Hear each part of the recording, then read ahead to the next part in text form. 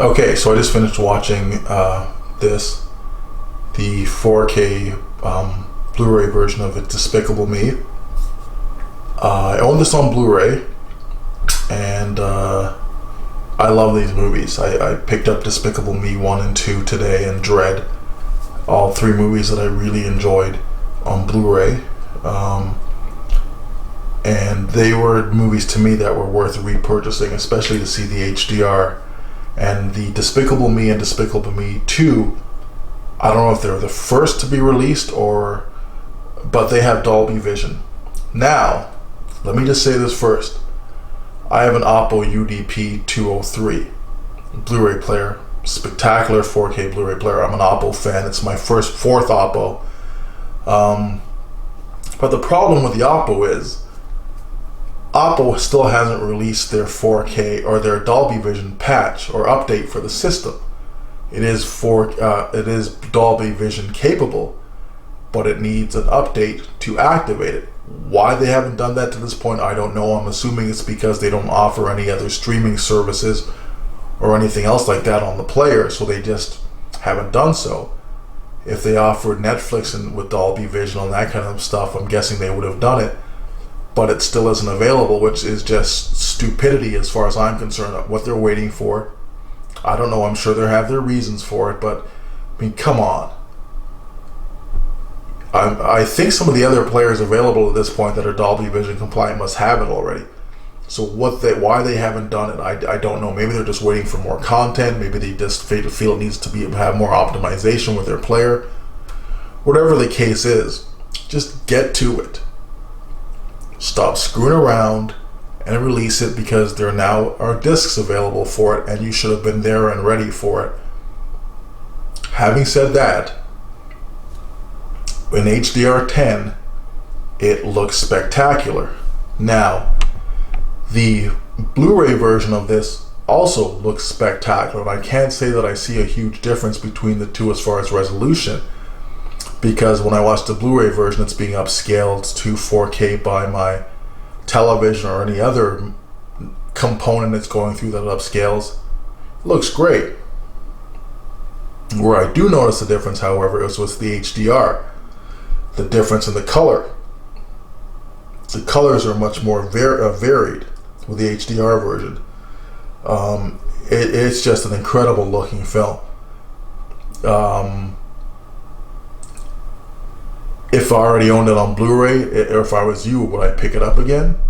If you have a 4K set with HDR, I would say yes. If you have something that's Dolby Vision capable already, definitely. If you have something that's going to be Dolby Vision capable, definitely.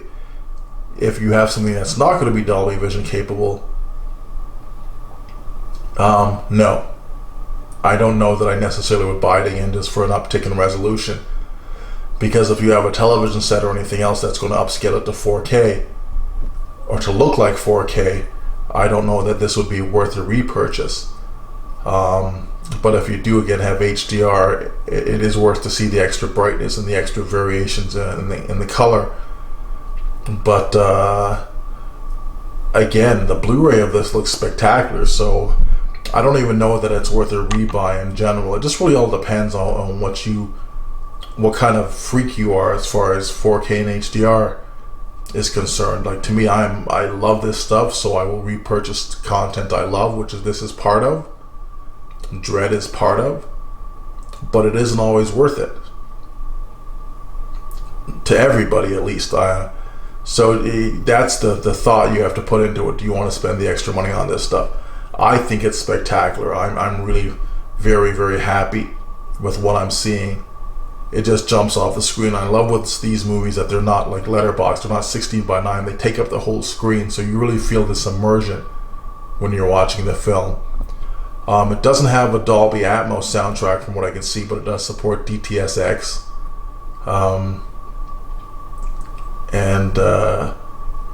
As I said, 1 and 2 are now available. I haven't watched 2 yet. I tend to like to watch the movies first before I do a review, because I kind of feel like if I'm just trying to rush to be first to YouTube, You get a lot of people who get stuff in the mail and they're just trying to rush to be first to YouTube, or they don't even have it yet. They just know it's being released and they do reviews on stuff. And it's like, well, do you even own this, or are you just doing a review to try to be first to YouTube? That's on them. That's their own deal. That's their own ego stuff talking, whatever that is. As far as I'm concerned, I'm trying to help people make a right decision, because this stuff is expensive. Especially as it's starting to really ramp up and more stuff's available. And as with every technology, as with every jump, they're trying to resell us the same stuff over and over again. So you need somebody who's going to be honest with you whether or not it's worth picking up, versus somebody who just wants to get their face out there and wants to get more views and more subscribers. I don't need to do that because I got other shit to do. I got a job. This isn't my job. This is my hobby. And this is about dealing with people who like the same sort of tech and giving them good advice. Now, as you can sort of see looking at it right now, this is on the OLED and it looks spectacular. I have this on the Samsung, as I said, on Blu-ray. It looks amazing. I haven't watched this in 4K on the Samsung, but I can just imagine it would look great on the Samsung. Most animated stuff tends to look very good on whatever you watch it on. And my Samsung set, the JS9500, is a full array backlit set, so it's going to look great. But the OLED just makes everything very tight, razor sharp. So I mean, take it for what you will. If you like the movie, it's definitely worth a pickup. But if you do own the Blu-ray, I would say watch the Blu-ray version first if you have a 4K television set that upscales and all that stuff, and if it looks amazing to you, then save your money for the next thing, something that you don't own. Guardians of the Galaxy and Wonder Woman have both just gone up for pre-order, and in both cases the steelbooks have also gone up for pre-order. So I would say take the time to wait for that kind of stuff. Ghost in the Shell stuff that we haven't had a release before, that you may not own, may be a better purchase than repurchasing this stuff. But if you're a big fan of this film, you will really enjoy the difference in the picture quality as far as the HDR is concerned, with the difference in the level of detail and the shadows, or more than anything the colors, the gradients in the color. So I would say movie wise, Despicable Me is a 5 out of 5. Sound quality wise, it does sound amazing. It's a 4.55 out of 5. And overall, this movie's amazing. It's definitely worth owning if you're a fan of animation, if you're just a fan of good films. There's a lot of laughs to be had in this. And yeah, it definitely gets a thumbs up from me. And if you have any questions or comments, as usual, I'll be more than happy to try to help you where I can. And yeah, I love you all. God bless. Be good to each other. Have a great day. Stay tuned for Despicable Me and Dread. I'll get to those in the next couple of days. Bye.